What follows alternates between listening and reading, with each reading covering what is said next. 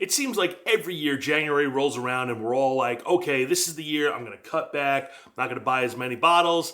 And then February rolls around and we start to get the itch. Before we get into my list, let me know in the comments section which you have, like, what are your top threes that you're looking out for? And now let's get into my selections.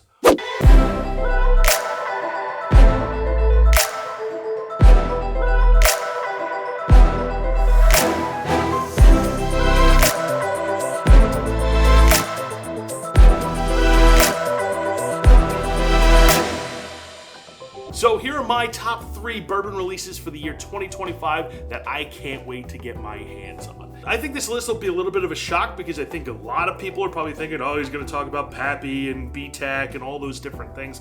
But to me, honestly, I'm not really looking for those unless they just magically fall in your lap. I think personally for me this year, I'm going to be looking for stuff that I can find that's craft, stuff that is kind of moving the needle a little bit and maybe pushing some boundaries and doing something new. And with that said, one of the releases I'm looking forward to this year, as I do every year, is still Austin's Blue Corn and Red Corn. The Red Corn comes out in the summer, Blue Corn comes out in the winter. Last year we saw 5-year age statements for those. This year I assume we're gonna see 6s, so I can't wait to see what Still Austin does with that Red Corn and Blue Corn mash bill, as well as all the other special releases that they have going on. They're one of the distilleries that I've been following along and really want to keep an eye out for because I love what they're doing.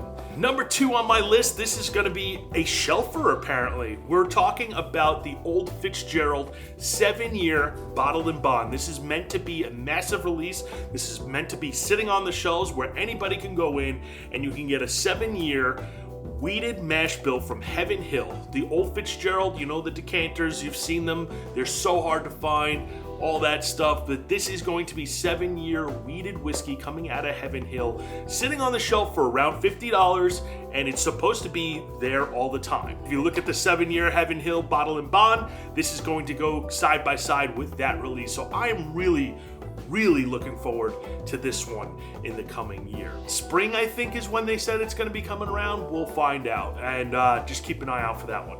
And then for me personally, the number 1 release that I'm looking for, no, it's not the Russell's 13. I feel like, okay, if I can get one, I'll get one.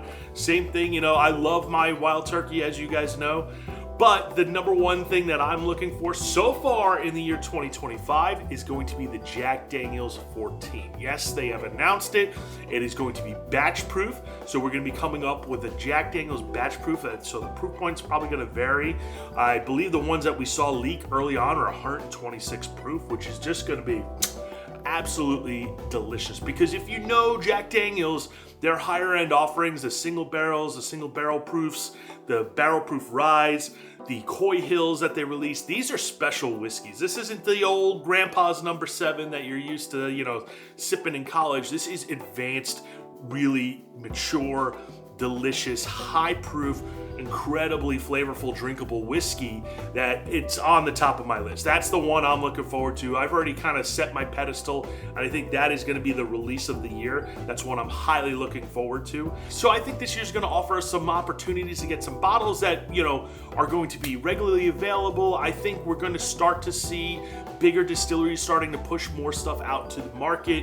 I noticed it last year. I feel like Pappy and BTAC, there was more of it around than in years past. And I think we're kind of entering this little, sweet spot of bourbon. We're going to get some incredible high proof age statement stuff. I'm really hoping that the Elijah Craig barrel proof releases make it to this list by the end of the year. I think they had the opportunity to really kind of push some stuff forward. But those are my picks. Let me know what you guys think in the comment section. As always, make sure you like, subscribe, follow for more, and I'll see you on the next one. Cheers.